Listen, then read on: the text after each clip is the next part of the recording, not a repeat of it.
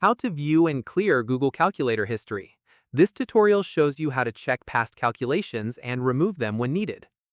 First, open the Calculator app on your device. After that, tap on the three dots menu at the top right. From there, tap on History. At this point, this opens a panel showing every calculation you've entered recently. In the next step, alternatively, swipe down anywhere within the calculation field to jump directly into this same history panel. Following this, tap on any past calculation to bring it back onto your main screen for reuse. Once done, if you'd like to clear this history instead, scroll to the bottom of the history panel. From here, tap on Clear History. At this stage, a confirmation message may pop up asking if you're sure. Keep in mind, once cleared, previous calculations can't be recovered, so make sure you don't need any of them before confirming. Finally, exit back to the main calculator screen once you've reviewed or cleared your history.